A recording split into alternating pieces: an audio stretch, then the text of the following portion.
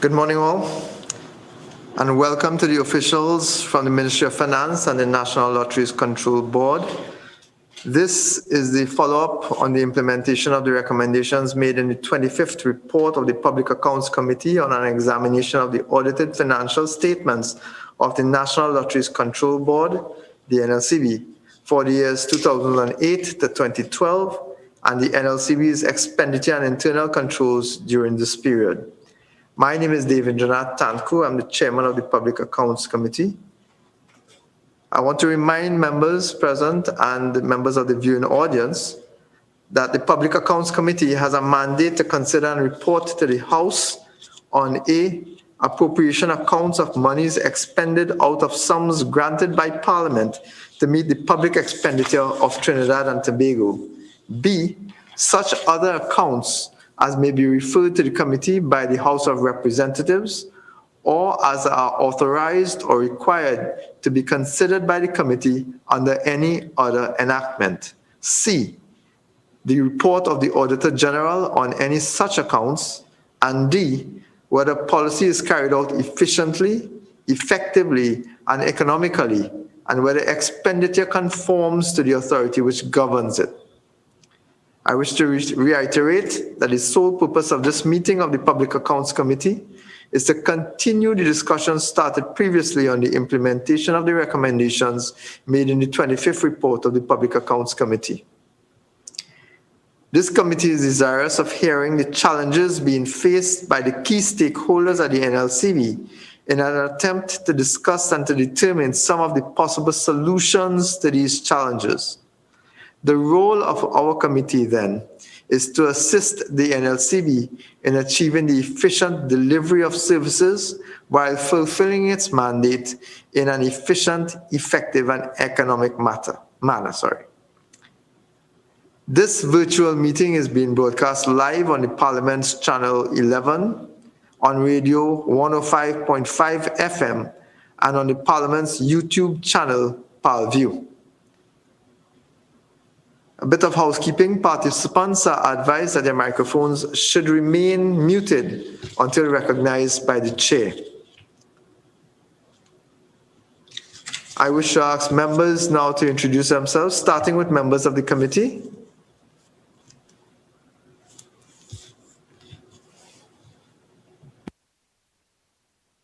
Member C. Prasad.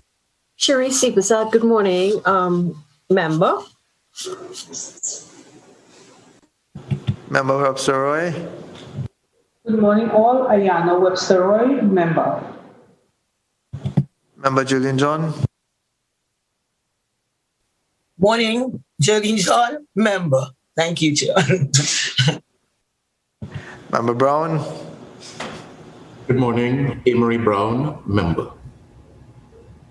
Can I also ask members of the Ministry of Finance to introduce themselves?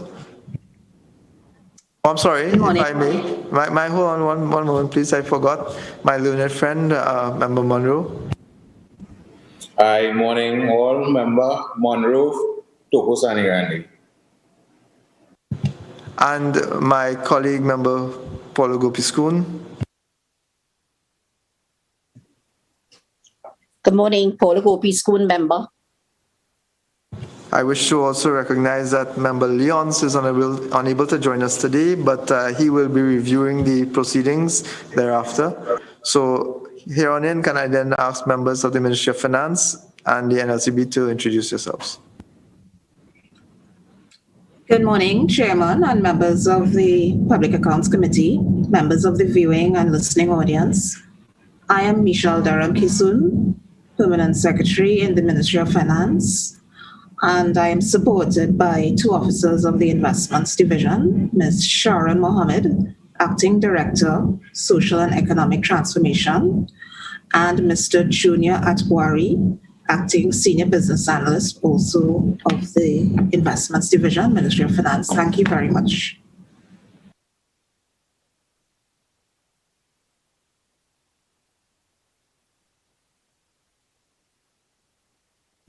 A member from the NLCB.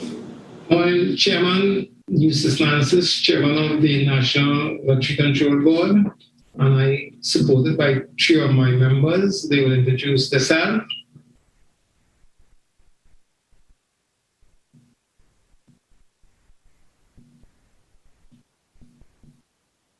Camille Ford, Director. Wendy Oracle, Finance Lead Consultant.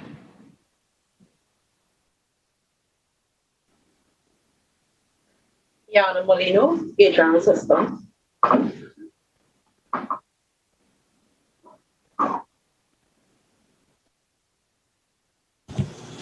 Thank you all and welcome.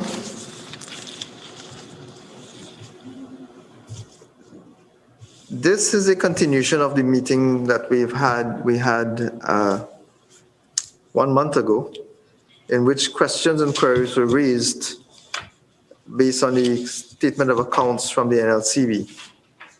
At that meeting, so I just want to start by following up on questions that emanated from that meeting, based on which the NLCB has in fact submitted a response. That response came to us on February 22nd, 2021. I want to thank the NLCB for responding in the name of Ms. Ford. Thank you very much for responding. But I have some questions that emanate from those answers as well. Just for reminders for members of the audience, members of the listening audience,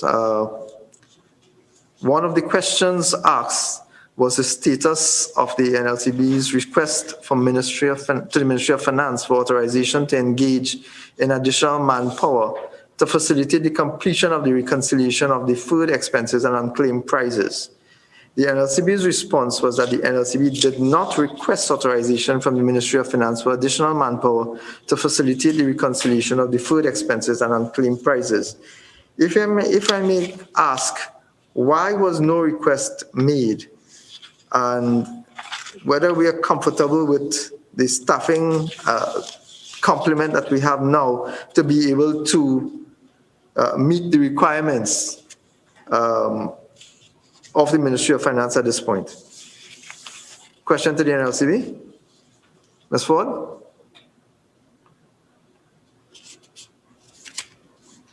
Chair, thank you for your question. The question that NLCB received asked about manpower for the reconciliation of the deferred expenses and unclaimed prizes. However, we have completed that exercise, so we did not require manpower for that purpose.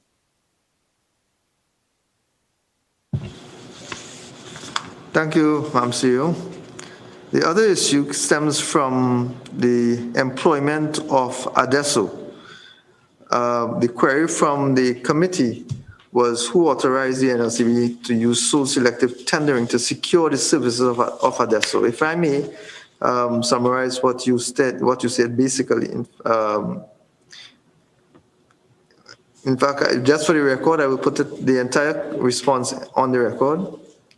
In the procurement, this is NLCB's response. In the procurement of goods and services, the NLCB is guided by its purchasing policy, which was approved by the board on September 21st, 2006.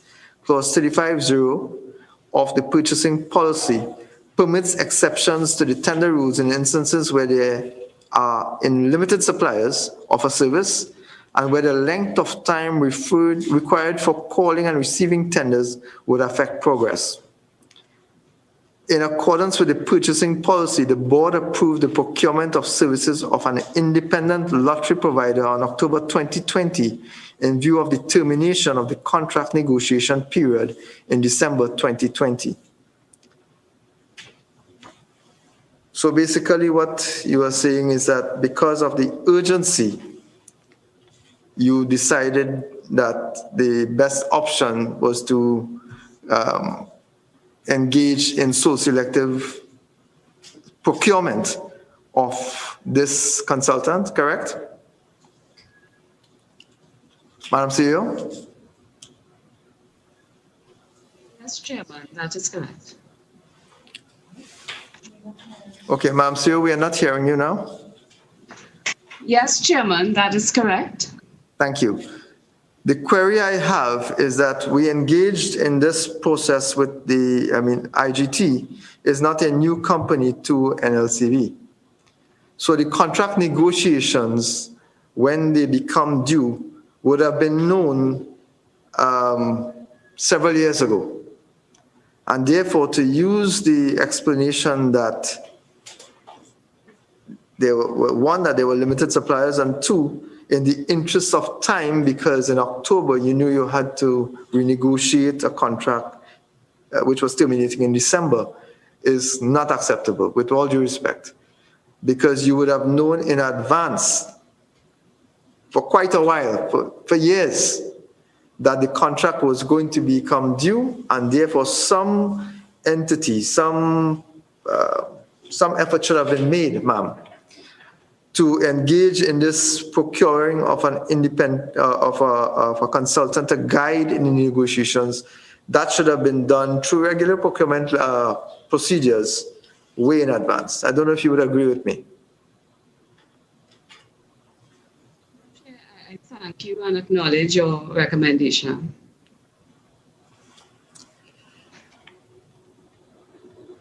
That being said, I believe on the previous occasion we were provided with the costs of that engagement, ma'am? Yes, Chairman. Can I then ask further, since a determination was made to sole select this particular entity, on what basis? I mean, I understand the legal basis that you had, according to you, the necessity at that point in time determined that consultant was required, and what I'm trying to figure out now from you, what I'm trying to get from you is specifically why this company as opposed to any other company, what research was done, who did the research, whether a proposal came forward, etc. Madam CEO? Yes, Chair. May I ask that I supply that detailed response in writing to the committee? Thank you, ma'am. I look forward to receiving some. The other question that was asked of the NLCB was, what was the reason for not addressing the issues of credit exposure and marketing fees during the NLCB's negotiation with IGT? The NLCB's response was that in January 2020, the NLCB sought and received a legal opinion which advised inter alia that the NLCB should immediately commence the negotiations in good faith with IGT, then GTEC, using appropriate professional assistance, including technical consultants with appropriate expertise. The negotiations commenced in October 2020, and given that time frame, given that time was of the essence, the NLCB focused on a review of the most critical items that could be finalized before the deadline. I remain extremely concerned that the NLCB, having engaged the services of PwC, received a concern from PwC itself. So NLCB received this concern, which was that this was not the industry standard, that the specific issues with regards to the marketing fees being housed in IGT and the supplier was not industry standard. In fact, I don't know if it exists anywhere else in the world. Having received that advice from the PwC way in advance of this decision to renegotiate this contract, I am concerned as to why it did not feature. I am not satisfied with the response that we did not have enough time to consider it. We were engaging in a negotiation that would last for 3 years. In the first instance, while there's this rollout for a new supplier or for request for proposals. But it is of grave concern to me that we have identified something that is not industry standard and we still proceeded to put that aside and leave it as part of the existing. In fact, let me ask the question, was it at all considered during the negotiations? Was it raised as an issue at all by NLCB? NLCB would have raised specific things, including the rates, etc. But did NLCB advise GTEC, IGT at all that they had concerns about the marketing fees being part of their facility?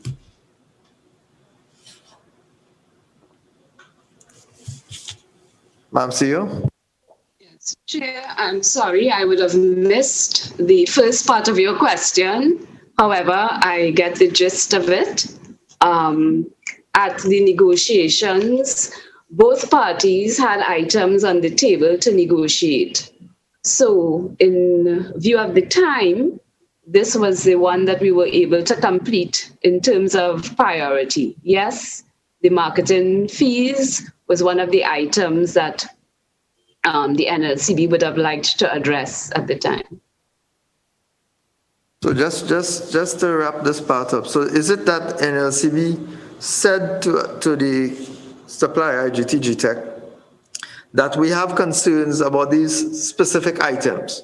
One, industry standard does not include marketing fees in the facility that NLCB, IGT, in the facility that IGT, NLCB currently has. Marketing fees is not a normal part of that arrangement. Is it that that was listed as an item and either IGT or NLCB decided to lift that item off, or that this was not, how was it determined that this was not an item that we were going to proceed with in the negotiations? Chair, I was not part of the negotiations, but I am aware these were issues and that IGT is quite aware of that the NLCB would like to address. I don't believe that they got to that item in terms of the negotiations.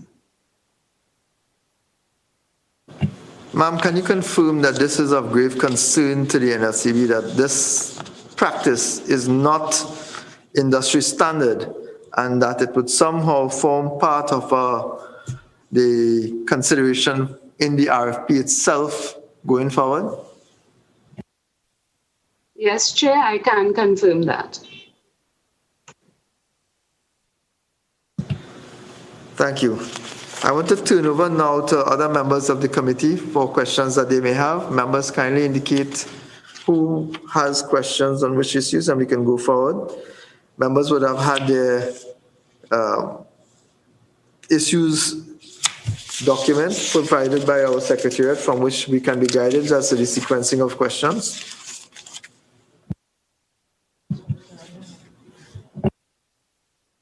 Chairman, I can start because I want to stay on the same point where you were. And I just want to tie it back into the issue of the strategic plan.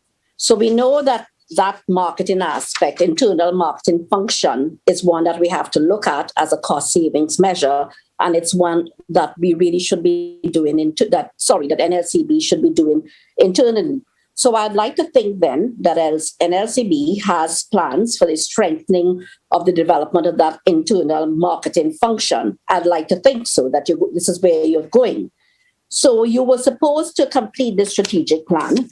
And I think by the end of first quarter 2021. So we come into the end by which you should have had that.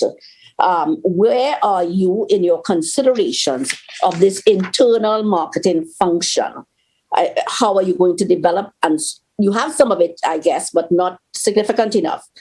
How are you going to develop to the extent where IGT will no longer be performing that function?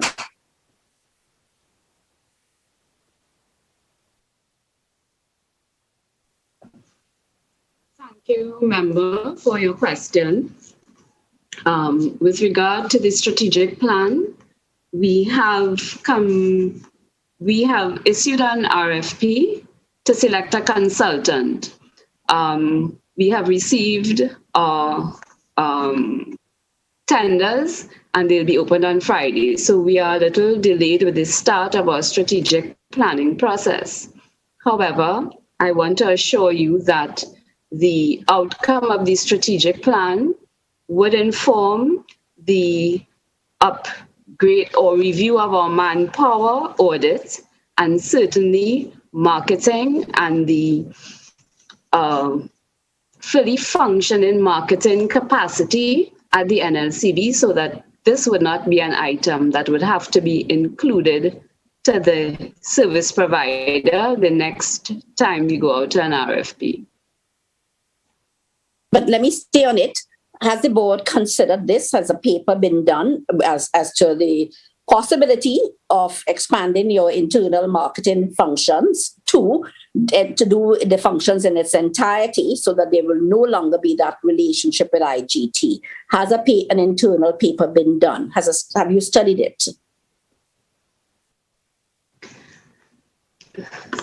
No, member, we have not done a paper as yet, but we expect in the strategic planning session that we are entering, we will be able to determine the best fit for our organization in terms of marketing.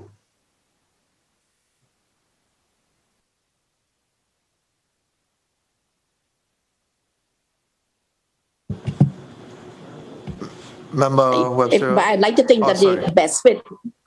Let me just finish. With a little statement, I'd like to think that the best fit would include what the cost savings will be, because I expect that will be substantial. And so I think even though you're going to be developing a strategic plan, I'd like to think that you are internally considering the cost savings and so on, because that is expected to be substantial. But I can close on that particular matter now, Chairman. Thank you, Member. Member Roy, you had your hand up. Thank you, Mr. Chairman. Good morning. I wish to turn my attention to sponsorship and donations. When the NLCB last came before the committee, they have indicated that they were in the process of having a new policy document for sponsorship and donations. I would like to know what is the status of that policy document, please.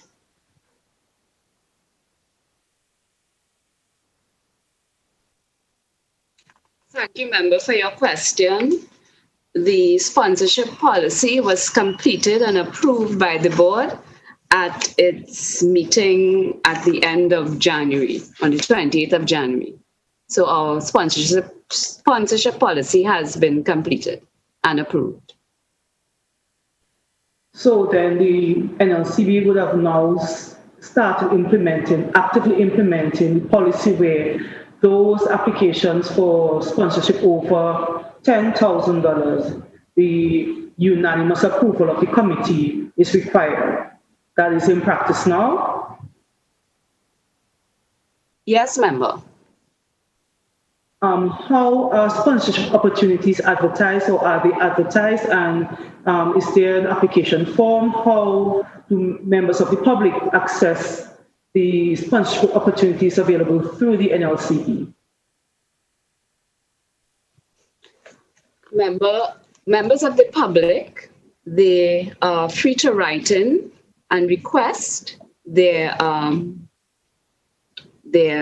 or submit their requests for sponsorship in writing, and then it is processed and then examined by the committee, and then determined whether it falls within our pillars, and then approved based on the recommendations of the committee. The pillars that you speak of, are those pillars communicated to the public so persons would know if I should apply to NLCB for sponsorship or approach another organization instead of just blindly submitting and hoping for the best? Remember, at the moment, they have not yet been published. However, we are going to move towards informing the public, as well as trying to get a form whereby they can also apply online. So you'll be able to see what are the requirements, what NLCB supports. However, that does not bar anyone from writing in their requests. Any timeline on that, please? By the end of this month, there will be something published on our website that they will be able to know what the pillars are. I would not say that the form will be ready at the end of March. I do not yet have a timeline for that. Okay, thank you. Mr. Chairman, the other questions I will ask in the second round of questioning, please. Thank you. Thank you, Member. Just a follow-up on that same sponsorship and donations issue. Can you provide, Madam CEO, an idea of the amount of money actually spent in sponsorship per year? Let's choose 2018, 2019, or 2020 if you have it. I know it may not have been audited yet.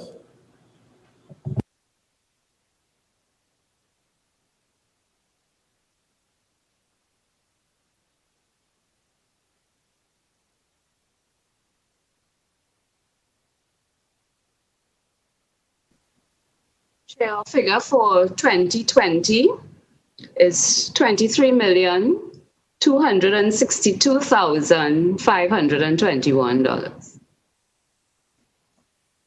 And just to confirm, that would be based on, that would be sponsorship based on queries and requests that you would have received in writing? Yes, Chairman, that would include sponsorship as well as advertising. Some people do ask for advertising rather than a sponsorship amount. So assist me a little bit again, please. Based on 2020 being what we call the COVID year, can you give me a comparative figure for 2019 so that I'll be able to see what the figure would have been on an open, regular, normal yearly basis? Chair, for 2019, the sum was $25,735,266. So it's roughly the same 2019 to 2020. Yes, That's curious because I would have assumed that 2020 would have had a lot less sporting and cultural activities, etc. Maybe you can guide us a little bit more in terms of broadly, what kind of sponsorships are available? Based on your previous sponsorship policy, then what entities should be writing to NLCB asking for what entities have been writing and receiving sponsorship from NLCB? I'm not asking for a full breakdown at this point, but a general idea of the kind of sponsorship that NLCB does. Well, Chair, I could speak to the coming towards the end of 2020. There were a lot of requests from persons asking for electronic devices for children, schools, homes, and so on. So while there were not a lot of sports and cultural activities, we did see an increase in that kind of requests. But for a detail of 2020, if you wish a better breakdown, I would ask that I could submit that to you in writing. Thank you, Madam CEO. I would like, if possible, both 2019 and 2020 breakdown. Going forward too, I would also suggest that NLCB, as part of its marketing, also advertise the availability of sponsorship publicly so that individuals, because I am a member of Parliament, and I'm sure we have other members of Parliament present who probably would have loved to have accessed or suggested to individuals and entities that they can access electronic devices through the NLCB. And I was not aware that that was an available option. So maybe you could do a little bit more advertising of the facilities available at NLCB for sponsorship so that a wider body of persons and entities can be aware and therefore apply. Chairman, thank you for your suggestion. It's noted, and we will supply the details of 2019 and 2020 sponsorship to the committee. I want to return to the strategic plan, that we now have a consultant in place for the development of a strat plan. We are in 2021, and I know that the delay in the approval of the strat plan for 2018-2020 actually held back the staffing at the NLCB and affected the recruitment of staff and therefore the effective functioning of the NLCB. Can you advise what procedures have been put in place to ensure that while we await the 2021 strat plan, we don't suffer the similar consequence and therefore other delays which will follow, which includes the submission of documentation to assist in the financial statements? Chairman, we are operating with the current strat plan, the one that was approved until we have a new one. However, in the interim, we would have hired a recruitment agency to fill those positions that exist in the NLCB that are currently vacant. I recall too in my notes I have here that the Ministry of Finance, so this is a question for the Permanent Secretary, Ministry of Finance. I just want to keep her involved and included as well, Mrs. Durham Kisun. In our discussions before, you had indicated that the Ministry of Finance had proposed to supply some additional resources for the review of proposed plans for the NLCB. Can I ask what those additional resources and skill sets entail and whether that has been provided in anticipation or is going to be provided in anticipation of the strat plan, hopefully soon to come?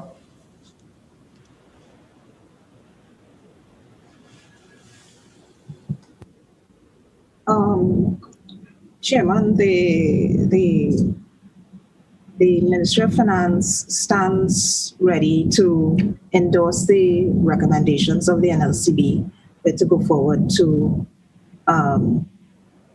for CPU's approval of the terms and conditions. So if the NLCB requests an officer on contract, it is reviewed and a recommendation made to the personnel department for terms and conditions. All right, so what you just did is pass it right back on to the NLCB. So clearly the Ministry of Finance is anxious to get the strat plan up and running and is willing to work with the NLCB in so doing once the NLCB reaches out to them. So on that basis, can I then ask for a time frame as to when we think, I'm not sure that the question was asked before, but when we think we will actually have an approved strat plan for the NLCB going forward? I'm sorry, Chairman, that is directed to the Ministry of Finance? No, that's directed to the NLCB itself, Ms. Ford or Mr. Chairman. Chairman, if I may, we expect that strat plan will be completed by the end of the second quarter in calendar 2021. Thank you. Are there any other questions from members of the committee on any of the other issues? I see Ms. Sipasad, member.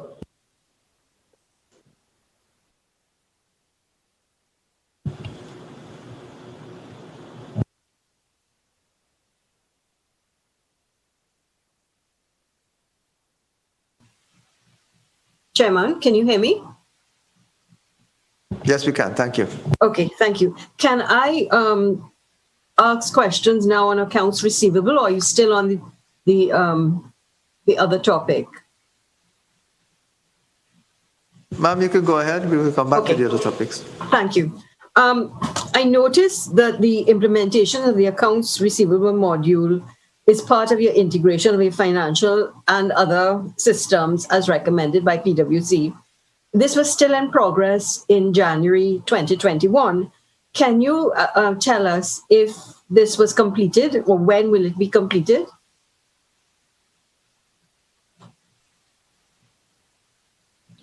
Member, the implementation of the AR module, we've completed our final testing this week, and we're hoping to go live at latest by next week. I also note that the accounts receivable had not been reconciled ever. This is in your December 31st, 2019 response. What is the effect of not doing this reconciliation?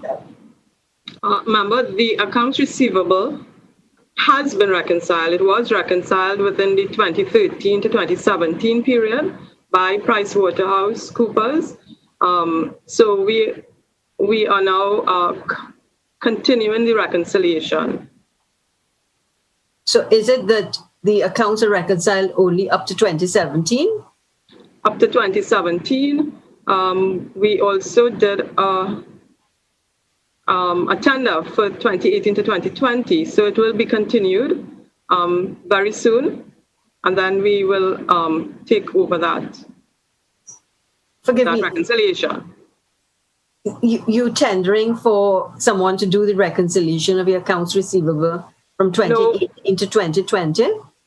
No, this is part of the tender that we did for an accounting firm to do our accounts for 2018 to 2020. And you said this is going to be finalized when? The reconciliation or the accounting firm? The accounting firm and by extension, your reconciliation. Oh, well, the board has already approved an accounting firm to continue the preparation of the accounts for 2018 to 2020. And they should be able to start this month, March. And the end date is when? 6 months from now. So by the end of 2021, you would have everything up to date? Yes, that's correct. Okay. I'm also looking at your defaulting agents. It seems you have some issues with defaulting agents. Can you give us an indication of what is the status of that? We are currently on a collection drive to recover all our outstanding monies. This particular area is of priority to us for now, and I can probably give you a full update on that in writing if this is required. Yes, I would be grateful. And if you could let us know the amounts, give us a comparison over the, say, last 5 years, so okay, that you can see what's the trend in terms of delinquency. And the last follow-up, is there any legal action you're taking against your delinquent agents who are not paying? Yes, we have been taking legal action against the long outstanding agents. And what has been the result? We have collected on a few. They are with two of our lawyers as well, external counsel. Could you include that information in the report that you're sending as well, please? Yes, I would do that. Thank you. Thank you, Chairman. Just to follow up on the very same issue, Madam Dwarka, there's an issue that was raised with me relating to the wind tax. Agents have indicated that there seems to be some delay in accounting when it comes to payments that they would have been making and the queries from the NLCB about them having made payments. That is a function of the audit, the accounts receivable segment that we are discussing now. It seems from the conversations I've had with individuals that there seems to be a bit of a conflict between what NLCB is saying is money owed to them and payments actually having been made by dealers in settlement of those claims, particularly as it relates to the wind tax. Is that a situation that has been recognized, identified by the NLCB? And is something being done to treat with that? Chairman, I'm not aware of a conflict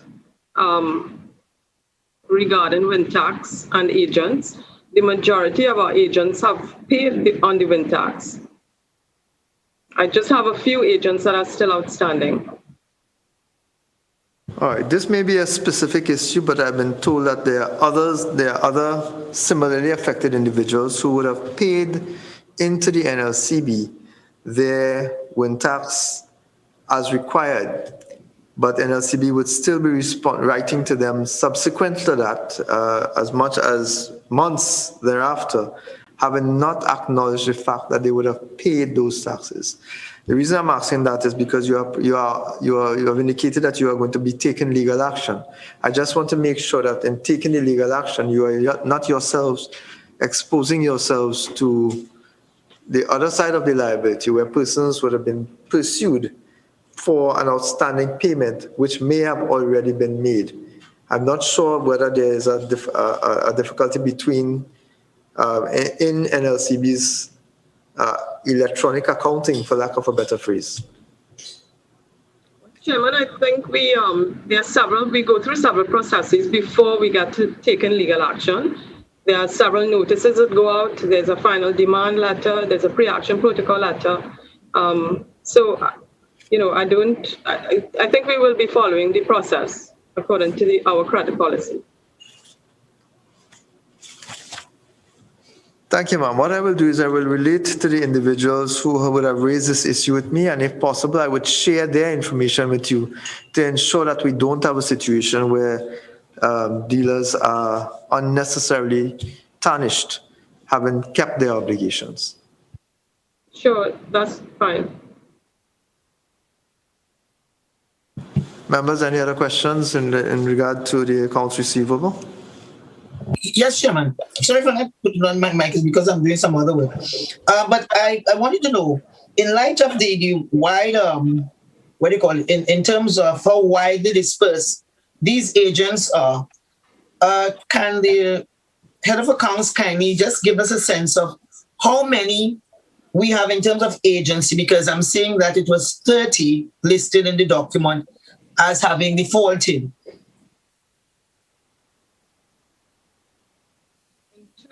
Hello? It's 30, they complete the full figure, or these are just the ones who are egregious in terms of their default issues? These are agents who were put on payment plans who have defaulted. So these are just agents that are on payment plans with us. But does it mean then that the default figure goes wider than the 30? The default figure is wider than the 30. The 30 would have acknowledged their debt and agreed to pay back over a period of time. The others would probably not have been, would not have yet come to us to negotiate a payment plan for them. So then what is the recourse position with the NLCB? Is it that you cut off their service, or what do you do in the meantime? Yes, those that are still outstanding, they are the terminals are suppressed, and we send them notices that the monies are still outstanding and it's due for payment. Sorry, just one more question. What do you mean the terminals are suppressed? Does it mean they still have access to some of the services available? You can't get service there again at all? No, yes, there's no service. They cannot sell through the terminals. Okay, fair. All right, yes, Chairman, thank you. Any other queries from committee members on the topic? We're dealing with accounts receivable. And we have now gone into agent relations. Members, committee members?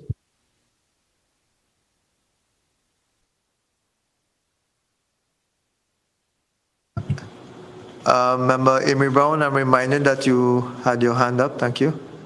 Yes, but it was not on this topic, Chairman. So once you are open for all other topics, I have two questions that are broader than the current topic under consideration. So just let me know when the opportunity presents itself for broader questions. Thank you, Member.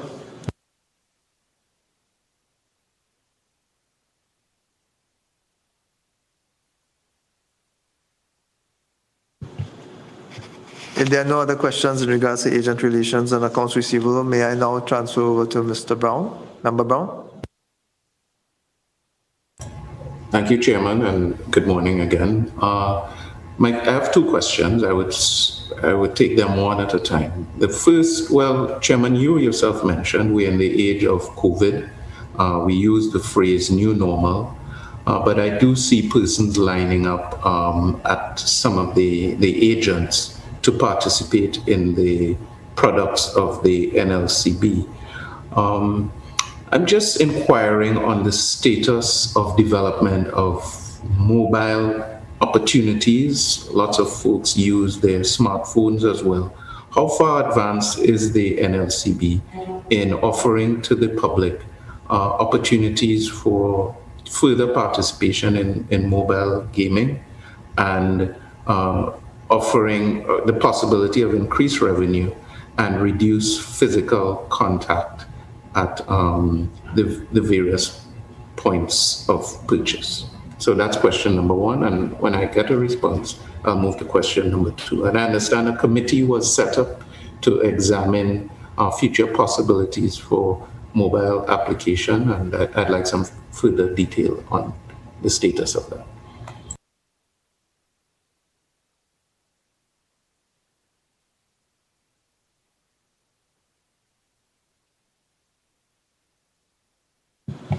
Would someone from NLCB care to respond, please?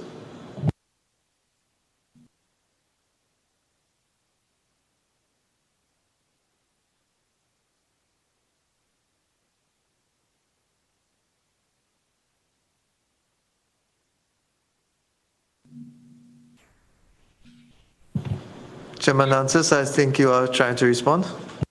On the mobile gaming, Chairman and members, this is at the Attorney General Office to give us some guidelines how far we can go and to make sure all the legal matters is in place. So this is at the committee stage and at the Attorney General Office for advice.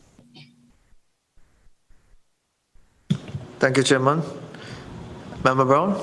Thank you very much. I move on to my second question, and I hope it isn't seen in any way as a contradiction to the first. But this is the question. To what extent is the NLCB concerned about the phenomenon of gambling addiction? Is this a concern of the NLCB?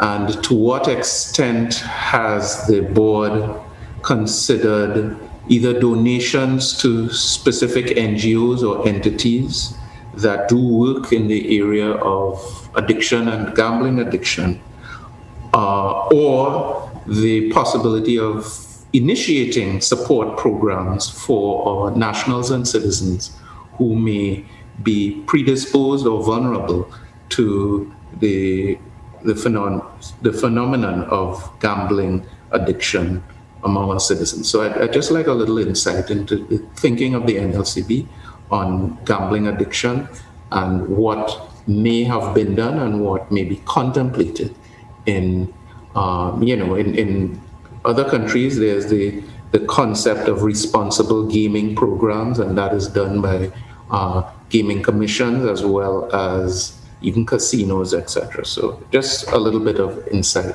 I would appreciate on that.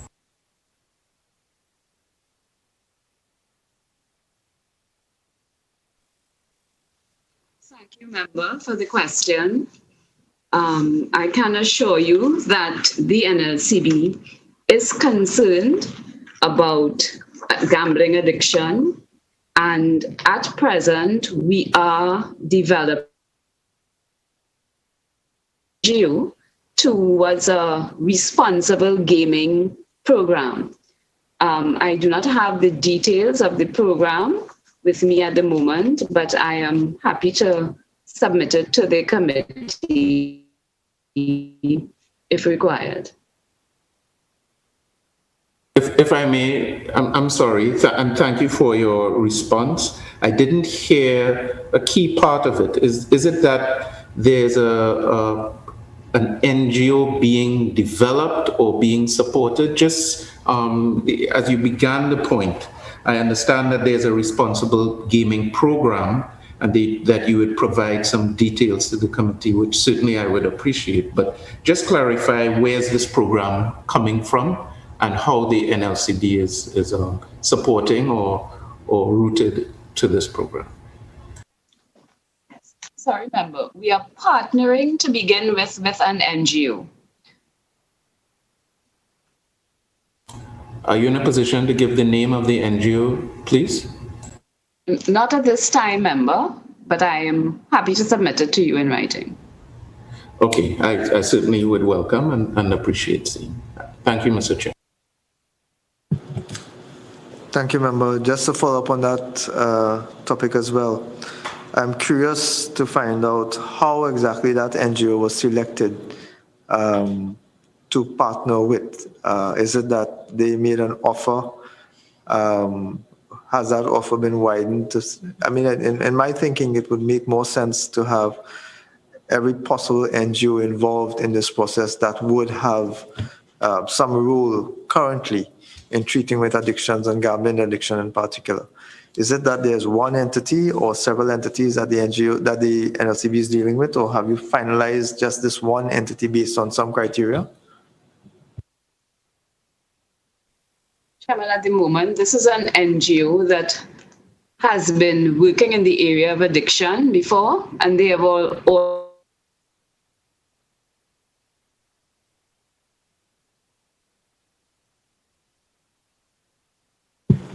Okay, we seem to have lost Ms. Ford, if you may just repeat what you said, we missed you for a few seconds. Sorry, this NGO that we are working with, they have been working in the area of addiction.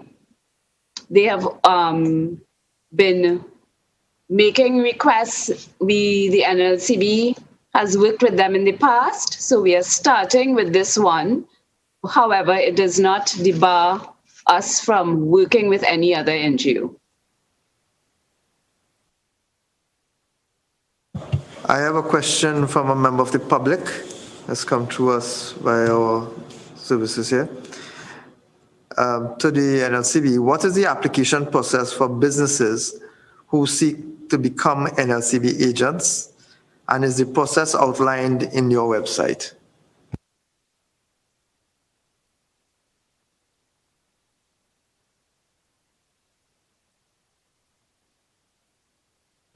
I think Ma'am CEO? Yes, you're hearing me? We seem to be getting a little technical difficulty. There seems to be a glitch where you're freezing at time. Did you hear the question, or should I repeat it?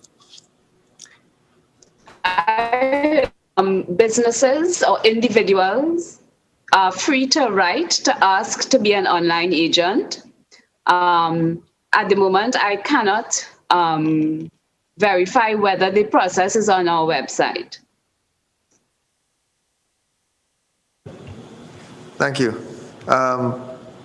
Just to highlight, I'm very concerned about some of the things I'm hearing today, specifically these two things that were just raised. Services and sponsorship opportunities are not well known. The application process is not online, so there's clear need for NLCB to spend a little bit more time advising the public of what services they offer, what services the public can then access to the NLCB. So that's just a recommendation that a little bit more attention be placed on marketing, not just the games, etc., but the other services and access to the services and provisions that the NLCB has, including the sponsorships, advertising, and even the process of applying for engaging the NLCB from a business perspective.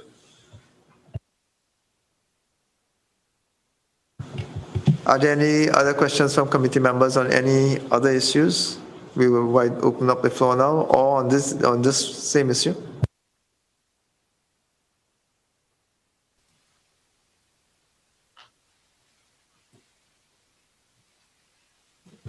Member C. Prasad? Can I just wanted to get a quick follow-up on sponsorships and donations. When you sponsor or give funds for donations, do you ask for any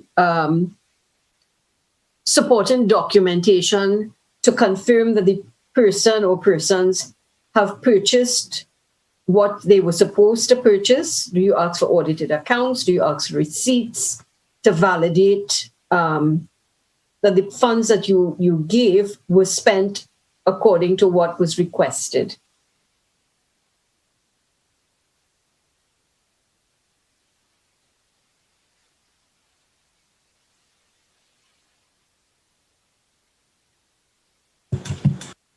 Can the NLCB please respond? I'm sorry, member. I missed the question. I was cut off for a minute. Sure, no problem. I was wondering, when you disburse funds, either for donations or sponsorship, are there requirements for audit purposes that the persons or companies submit receipts? This is original receipts and verified or audited statements to prove that they use the funds for the purposes to which they were given?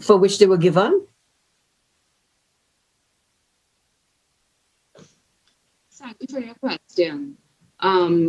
We do ask for supporting documents from persons who apply for sponsorship.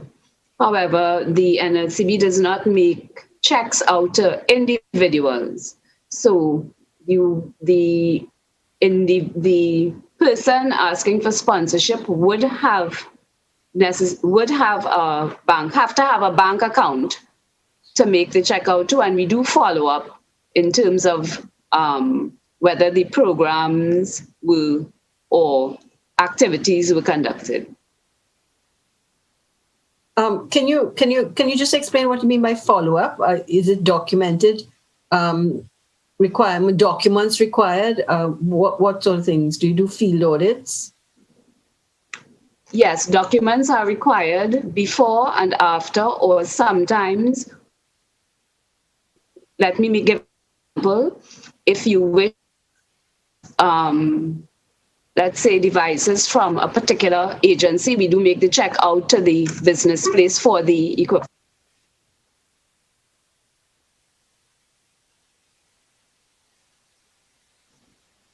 I'm sorry, are you hearing me?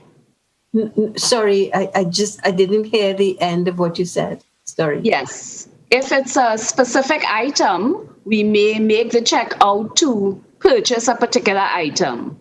But we do follow up in terms of whether or not an event happened or that the funds were used for the purpose that they were requested. Thank you very much.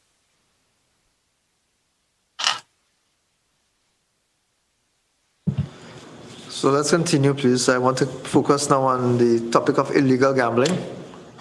Sorry. Members? Chairman, I was actually going to that topic, but I defer to you, maybe. You can start and I will join if I have additional questions. All right. At a previous session, the NLCB has indicated that illegal gambling was in fact a major issue and that some action had been taken. I remember seeing newspaper articles as well advising that the NLCB has engaged in a marketing strategy, advising where the fines, etc., for persons engaged in illegal gambling.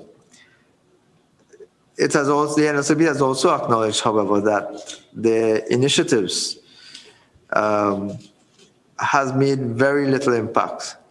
And as a result, we still have a significant amount of illegal gambling going on in Trinidad and Tobago. I think it's a known fact that you can drive down most streets and find certain types of establishments engaged in illegal gaming. using the NLCB's platform for determining winning numbers. The TTPS itself had confirmed that it partners with the NLCB on an ongoing basis in gathering and sharing information, but there seems to be a significant failure on the part of the relevant agencies to cease this practice of illegal gambling. Has the NLCB initiated outside of the marketing, which did not really make much of a difference? Did the NLCB engage any other type of activity to frontally challenge illegal gambling in this country?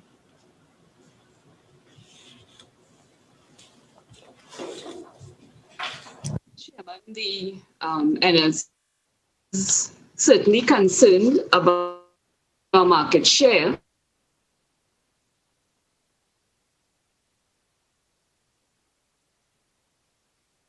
Planning session. So perhaps we will be able to inform you as to what other ideas or objectives or goals we would have developed at the end of that process. Madam CEO, can you give us an idea? I'm sure that some research must have been done by the NLCB of the value of revenue lost to the NLCB via illegal gambling?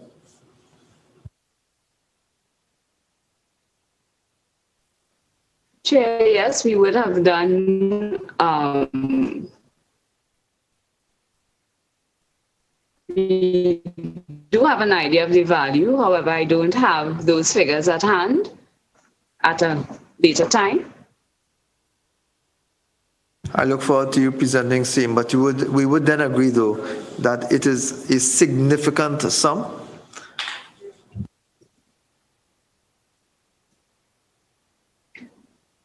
We have lost a lot of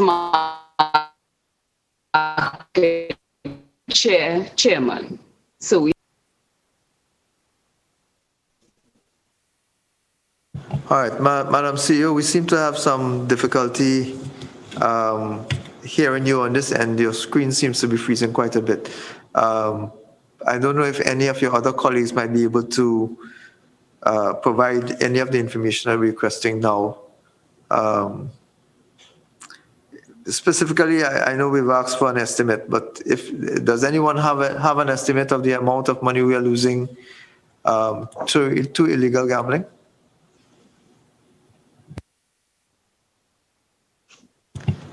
Ma'am Director?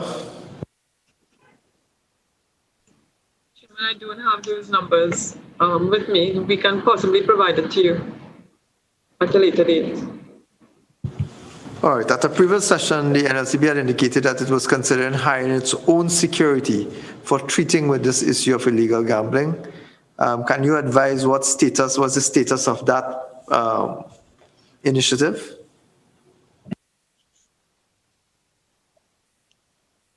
Chair, this and other aspects will be discussed at our strategic planning session to determine the best way forward in dealing with illegal gaming.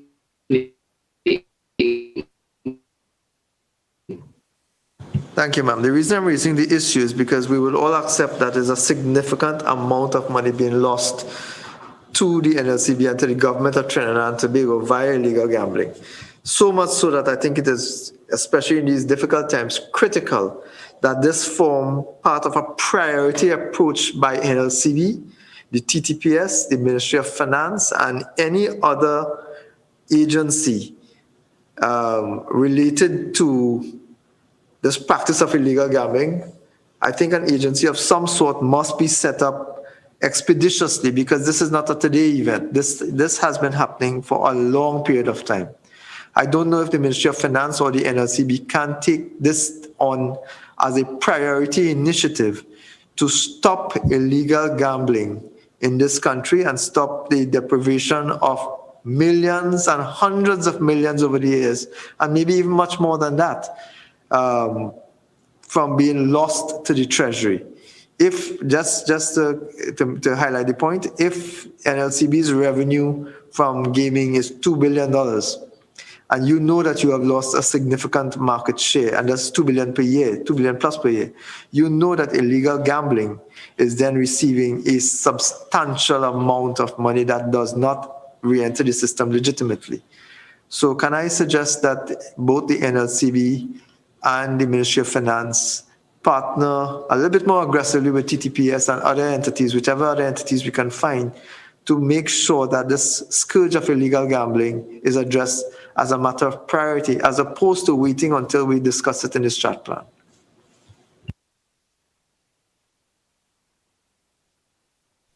I acknowledge your recommendation, Chair, and we will take it in stride. Member Schoon, you said you would have some other queries that you may want to raise on the issue of illegal gambling. Chairman, you've pretty much covered it all, but I would want to get from you, and if you can't give me now, perhaps you can put it in writing. Where are you in the global standing with regard to illegal gambling? Because my understanding is that about 10% of your revenue is lost, which is quite substantial. But I know that it's a scourge that is right throughout the world. I'd like to know where you are in terms of the global standing. You must, I assume, be benchmarking yourself against other entities throughout the world. Can you answer? If not, I'm okay with you submitting something in writing. Thank you, Member. I will commit to submitting it in writing to you. I don't have the data at hand. Good. But Chairman, as I have the floor, may I ask, with regard to the draft risk management policy, which was supposed to have been submitted to the board for approval, and which should have been granted by the end of first quarter 2021, I would imagine that it's already prepared and has gone to the board. Please give me the status. Remember, the policy is still being reviewed, but it will be submitted to the board at the meeting at the end of March. And I would assume that the policy would include the risk management training initiatives that must go alongside. I would imagine the policy would include that aspect as well. Yes, Member, you're correct. And as I have you, please finish, sorry. No, I am finished. Okay. As I have you, I also was concerned about the status, about the recommendation by PwC that NLCB should recruit an audit manager. Has this been, I know that you had sent out an RFP for the services of a recruitment agency and so on, and that would have been evaluated since December. Where are we? What's the status of this recruitment initiative for this most important function, audit, internal audit? Remember, the recruitment agency was approved last month, and before the end of April, we should have the audit manager and the other critical positions that are vacant. Nonetheless, I'm aware that there is, and I think you may have addressed it on the last occasion, there is what is called an internal audit charter, and that you had not completed the 2020 charter. It hadn't been reviewed on account of COVID. COVID has caused a lot of delay in many areas. But where are we now with the approval of this internal audit charter? Which version are we using to guide the internal audit function?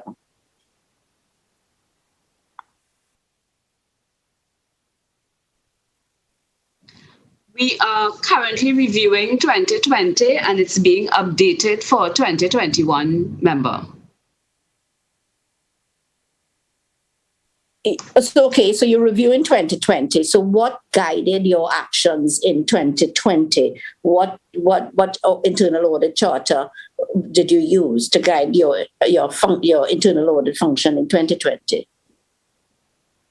The previous charter was approved by the board in 2019. We had continued to use that.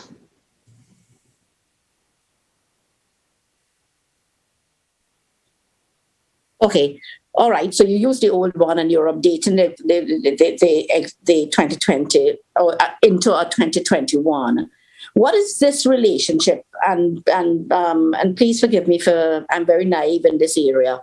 What is this relationship between the internal audit charter and this audit activity plan?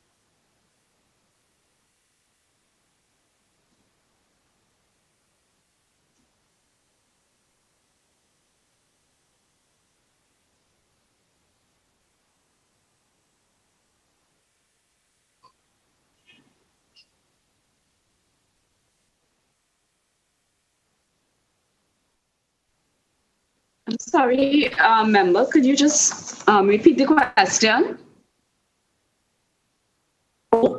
I said that forgive me because I'm a bit naive in this area, but I would want to understand that this internal audit charter is prepared, and I want to get a clear understanding of the relationship between the internal audit charter and the actual audit activities. The audit activity plan, member? Yes. Yeah, so that identifies the work of the internal audit for the year. However, the audit committee, we have not had an audit committee. We do not have a convener for the audit committee, so that has not continued. But I would imagine that this is quite a priority and that NLCB should be taking action to ensure that this activity is prioritized. Yes, member. However, we are short one board member at the moment, and we are waiting a board member so that we can continue, or then we will have to reorganize. IT audits being performed as part of the internal audit function? Not at the moment, member. We do require training in this area, and that is one of the activities we hope to complete before the end of this fiscal year. So is it that you don't have the required skills? Is it that you're confirming you don't have the necessary skills to enable these IT audits? And I mean, is that a priority for now so that you can integrate the IT audit into the internal audit function? Yes, member, I'm confirming that we don't have the required skill at present. However, it is a priority, and we are ensuring that we get the skill through training of the members of the internal audit department. You know, I see this as a very important function. So could you put a timeline to this? When these required skills would be developed and when would measures be implemented to develop them and so on? Could you give a timeline? Because yes, this is a priority area. Yes, member. I've committed to ensuring that the training is done before the end of fiscal 2021, I'm sorry. So within the next 2 quarters, we will be conducting the required training. But you're talking about recruitment and training because you haven't. You don't have the required. Do you have the required personnel? the auditor, we have an internal auditor. We don't have an audit manager. We have an internal auditor, and there's, yes. Okay, all right. I just again once again would reiterate the importance of these IT audits and your overall audit structures. You must prioritize these. These must be brought up to date. Thank you, member, for your recommendation. I acknowledge and note it. Thank you. I want to follow up on that follow-up question and issue as well. I want to ask the Permanent Secretary and the Minister of Finance to weigh in on this particular issue, if you may, please. This issue of audit is a very troublesome one, given that we are dealing with $2 billion plus in expenditure and revenue per year. Can you advise what the role of the Ministry of Finance has been in terms of getting this audit function up and running as quickly and efficiently as possible?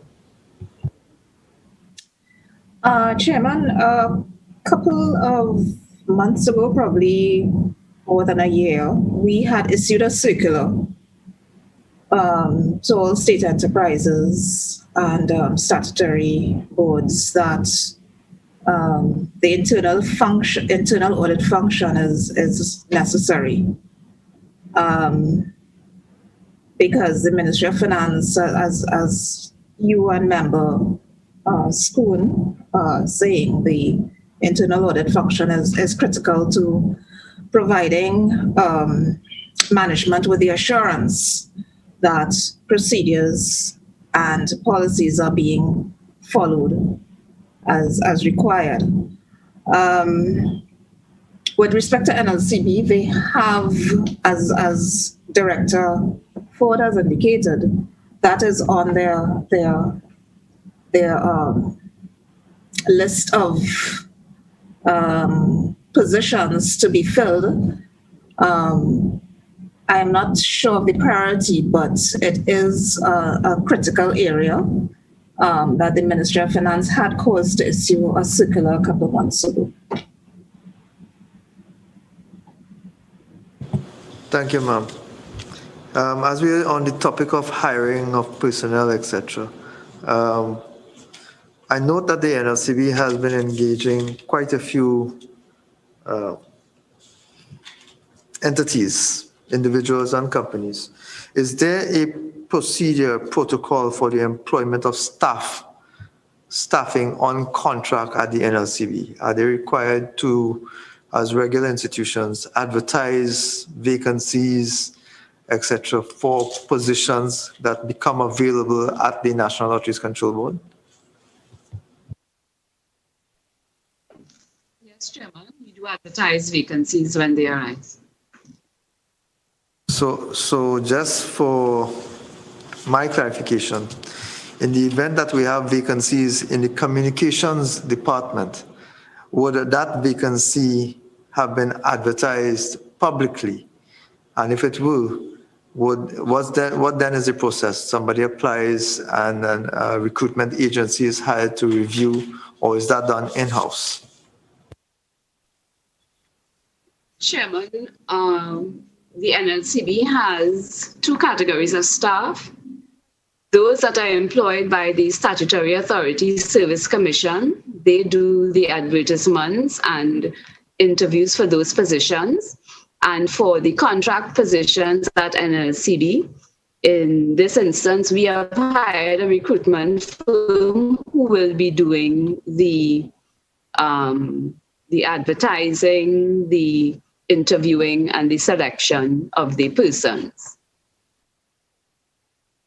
Thank you, Ma'am Sue. Can you provide the committee with an indication of how many contract officers are currently employed by the NLCB? So this would be outside of the persons who are hired by Statutory Authorities Service Commission. I'm looking specifically at the contract officials.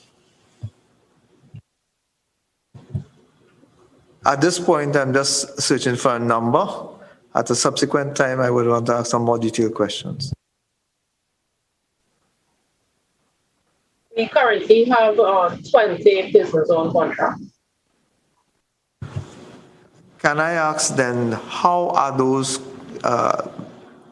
positions determined? How do we decide that we need to have a particular individual, well, not a particular individual, but a particular post, a particular kind of criteria filled? How do we decide, for example, that we need to have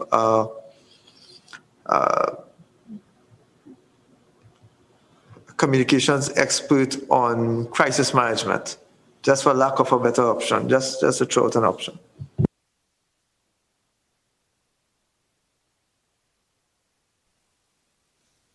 Chairman, the board.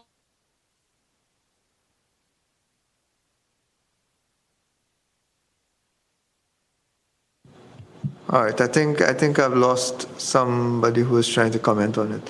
What I'm trying to gauge is, how do we decide that we need a particular field of expertise at the NLCB, and then how do we go out for procuring that field?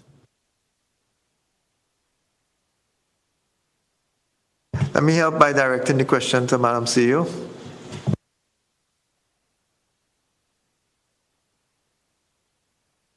All right, I think the CEO's screen is frozen. Chairman, would you be able to assist?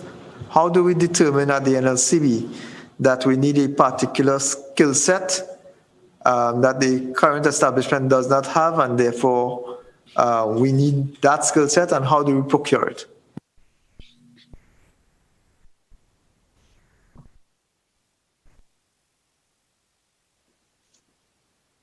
Chairman, are you hearing me? No, I am. Yes, thanks. Yes.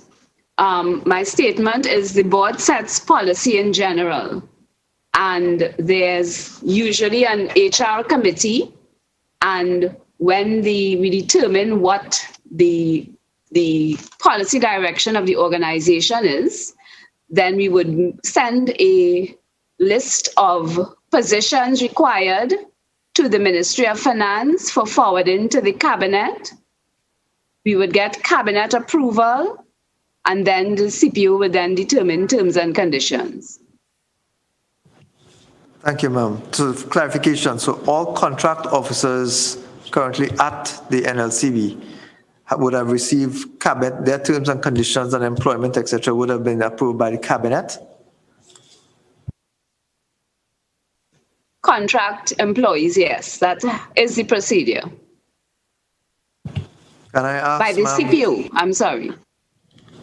Can I ask then, ma'am, that we submit a list of the contracts, the persons engaged in those contracts, dates of advertisements, dates of interviews, etc.? I would not necessarily need the names of the individuals who applied, but definitely the name of the individual who secured the position and their terms and conditions, if that is possible, ma'am. Yes, Chair. I will submit the information. All right. Out of an abundance of caution, given the amount of things that happened that we asked for today, even yesterday, may I ask for a time frame within which that will be supplied?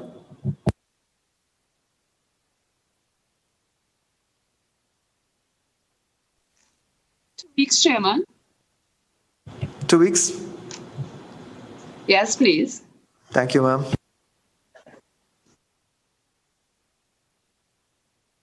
Other members of committee, are there any other questions that we would want to raise at this point?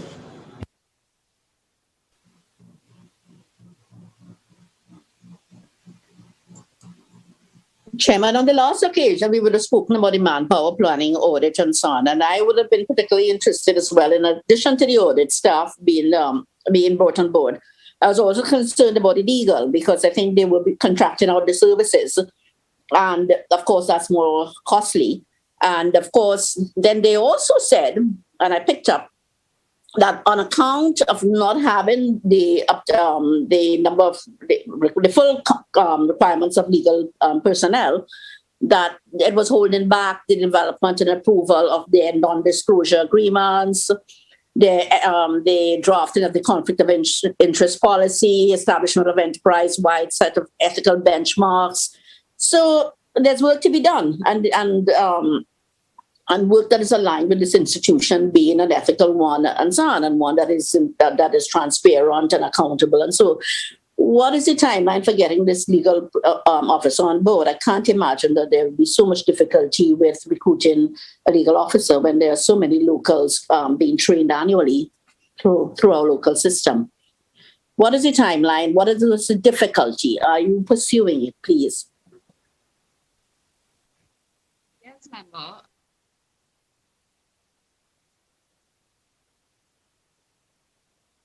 Ms. Molino, would you want to weigh in on this issue? Thank you.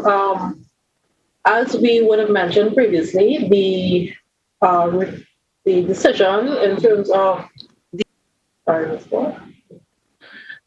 terms of a recruitment agency that would have been hired to do that process, and all of that would be completed possibly at the end of April. We should have all of those positions filled.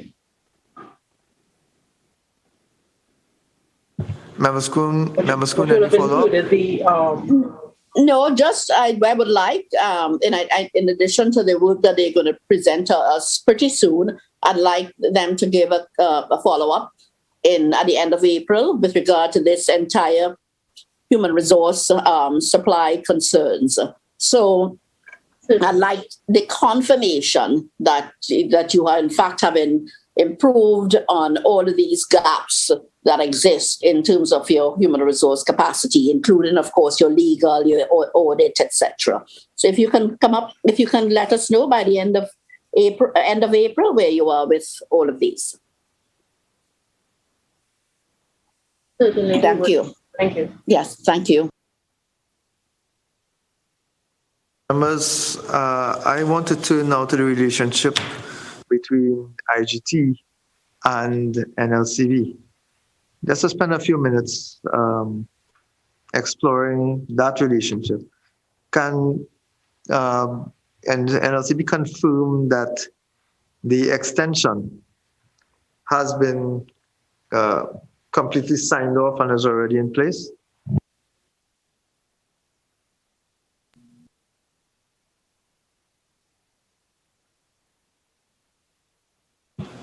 Madam CEO, can you confirm that the NLCB's arrangements, the extension of the contract with IGT has been finalized? Yes, Chairman. Chairman. Yes, Chairman. Yes, the contract has been fully signed and endorsed and in force from tomorrow, the 11th. Thank you, Chair.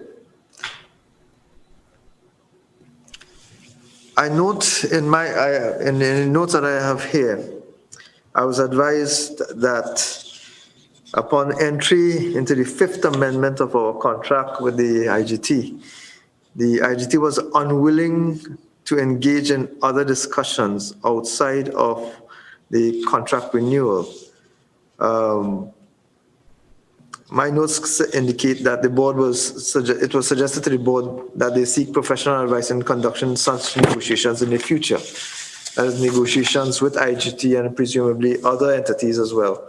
Can you advise whether the board has in fact pursued or procured any such additional negotiating capabilities? Chairman, at this point in time, the contract is duly signed, and we at this point in time has not engaged in any further discussion on that. All right. At your last meeting, you indicated that the new extension. Well, I guess it was referenced then as a new contract, presumably because there was some kind of negotiation on the fee structure. And that fee structure would have led to some sort of savings of over $100 million over 3 years. I saw the media also carried that information. So that going forward, there's an estimate that because there's a downward reduction in the fee structure to IGT, the country will now benefit from an additional revenue stream. Is that correct? Well, not traditional revenue stream, but an expanded revenue stream. Saving, Chairman, we'd have a saving of $100 million over the next 3 years. can you then indicate that is based, I'm assuming, on the revised fee structure? Yes, Chairman. Just tip me off a little bit, please, if you don't mind, on what the difference is now compared to what it was before. Previously, it was paying 6.75%. As from tomorrow, we are paying 5.6% for the first year. The second year, 5.3%. And the third year, final year, 5%. So overall average saving of 5% over the next 3 years. How does that match with industry standard? I'm aware that in other countries, in Jamaica in particular, the same players are involved with a different kind of numbers. International benchmark, we looked at what kind of fees the international benchmarkers are paying, and therefore it was within the range of 4%, 4 and 5%. We could have managed to get it down to 5%. Is that fee structure that we're looking at now going to form part of your, maybe it's a bit presumptuous, but would it form part of your RFP considerations? Chairman, that is true, because we have to go into a new 3-year RFP with have to complete in the next 18 months in able to prepare for the year 2024 and beyond. So therefore, when we go out for the new RFP, we then look at better numbers and better figures at this point in time. Thank you, Chair. Any other questions from colleagues?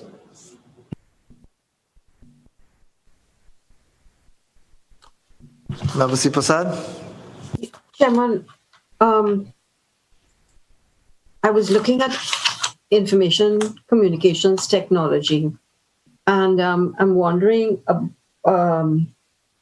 when will the NLCB be reviewing the ICT policy, because ICT is the backbone of NLCB. Let's face it, it is an IT company, really. And also I'm concerned about the network security policy, because those are key policy documents that are fundamental to the operations of companies such as NLCB.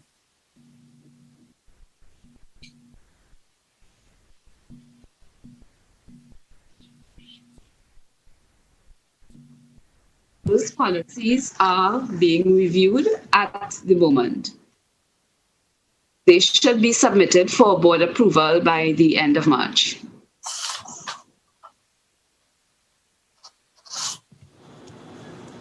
Thank you. I want to go back to this issue with IGT. In my notes, again, I am advised that IGT, that there were several outstanding reports requested by the NLCB from IGT, including the report on the automation of the calculation of age and debt interest, which we're expected to receive by the end of 2021. I have two questions related to that: whether these reports were actually received, and what other reports requested by NLCB from IGT have not yet been received, and why?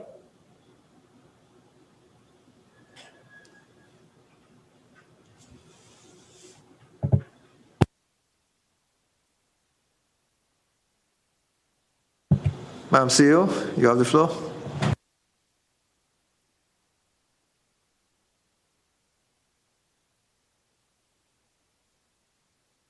Just to remind, the question is that there are several reports requested by NLCB from IGT, including the one relating to the automation of calculation of age and debt interest, which was supposed to have been received by January 2021. My question is whether that report has been received, and what were the other reports requested of IGT which have not yet been received, and why? We have received the other reports, the outstanding, the one on the calculation of age and debt interest. We expect to have that one by the end of this financial year. Is there a specific reason for why this is taking so long? this particular report. Sure, I'll let the financial. Yeah, Chairman, I could respond to that. We had asked them for at least 10 reports, 3 new reports and 7 amended reports. So that took quite a while to get it done. And so we've received those already in February, and this one is the last one in the batch to be completed. It will take a little time to get done, so we're hoping to finalize it by the end of this financial year. Thank you, ma'am. Following up again with regards to the questions with the contracts and issues with IGT. PwC had recommended that the contract with IGT be reviewed to ensure that existing terms and conditions match the current and future expected needs of NLCB, including the need for the NLCB to have a right of audit to the IGT systems and processes which govern the successful operations of its lotteries. The question, the question to NLCB. Was the contract with IGT reviewed to provide the NLCB with a right to audit the IGT's systems and procedures?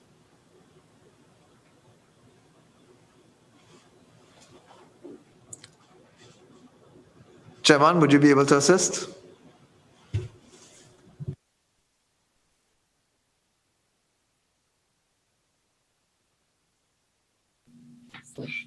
Chairman? Yes, proceed please, Chairman. At this point in time, Chairman, those are items that we are looking forward to going to in the new RFP at this point in time. Is it then that we would have had someone assigned at NLCB to fulfill that role in the meantime? Yes, Chairman, I think IGT meet with NLCB on a monthly basis, and therefore we will, at operation committees, we will look into those things and see how best we can resolve and move with them on that matter. So that this did not form part of the negotiations that was just concluded for the new extension, the new contract? No, Chairman. Back to the issue again. So I just want to highlight that. So therefore, we can't depend on IGT to give us the information. We must have somebody in-house auditing for our benefit. Is it that somebody is doing that at this point? Yeah, IGT has to report to the committee of the National Control Board. They report on a monthly basis to us, and therefore we review those things internally.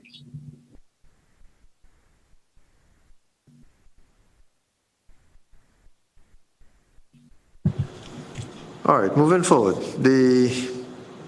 What's the status to date of the RFP?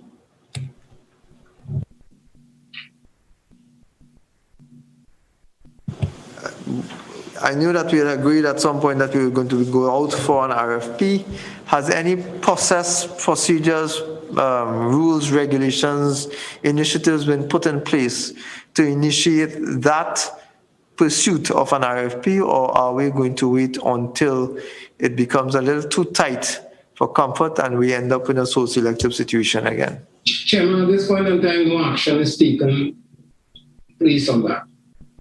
At this point in time, no action that has been taken place because the contract is going to be renewed only by the 11th of March, which is tomorrow, and therefore we can't preempt and we can't do something before. Then after, we can now go into negotiation. Madam Pierce, I know that the ministry is not a party to the negotiations between NLCB and IGT.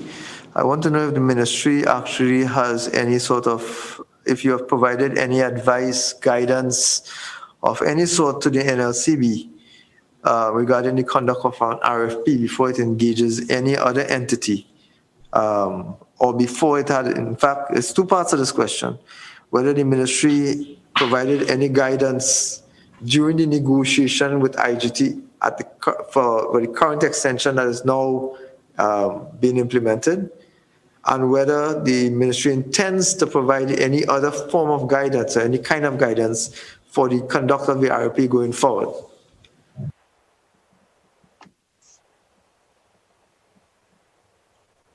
Chairman, the Ministry of Finance, while it monitors the NLCB, the negotiations with a contracted party, the Ministry of Finance would not insert itself in that process. So the short answer is no. The general principle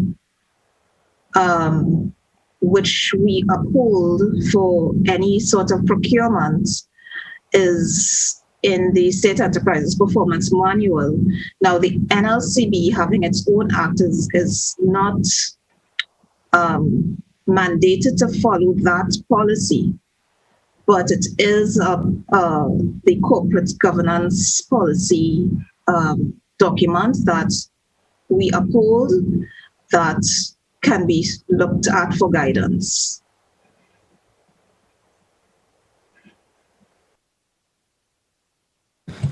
Thank you, Madam Pierce. Other members of the committee, do we have any additional questions for NLCB and or the Ministry of Finance? Yes, Chairman, please. Thank you, Madam John. Yes. All right, Chairman, I just wanted to go back. Maybe, I don't know if it's to make a comment or to make a request here, but the accounts receivable figures, mean the NLCB, I think they have 12% of the business of the overall market, which was them about 2.8 billion, but that's your top line. I recall seeing the bottom line, which is still thin. Now, with respect to when you look at what they give out in sponsorship, that is still nice and robust in a lean period. So that is very nice. What I'm concerned about, I think the response was very carefully worded, that they have 30 they have payment plans with some number of their agents, but that is not a full picture of the receivables. And I think we had in the report that this whole receivables issue of account receivables was never reconciled. And this could not only have come out of the COVID period where people would have asked for payment plans, etc., and to make delayed payments. So it must be that there's something here in the accounts receivables, that scenario. And I don't know whether we should kind of look to get some kind of written answer as complete a picture as we can get.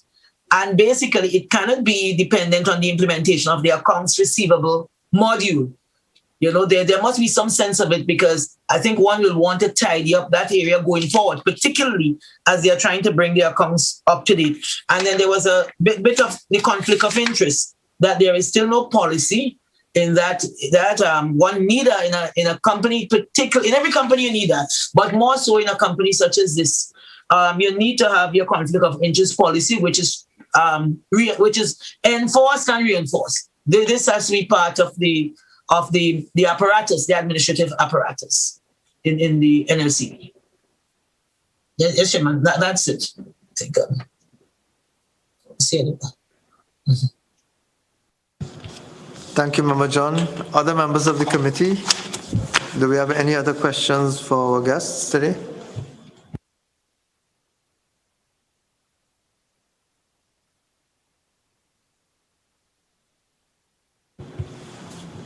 Then it falls upon me to thank you all very, very much. I want to thank personally members of the Ministry of Finance and the NLCB on behalf of the Public Accounts Committee for your attendance here over the last couple of sessions and provision of information. We remain very concerned that several matters remain outstanding, but we are reassured that you will pursue aggressively the provision of same to the committee for further use, and in particular, the financial statements to be updated. This is a significant company with a substantial amount of funds and confidence that the government of Trinidad and Tobago has in in it as an entity, and that the people of Trinidad and Tobago have in it as a business operation.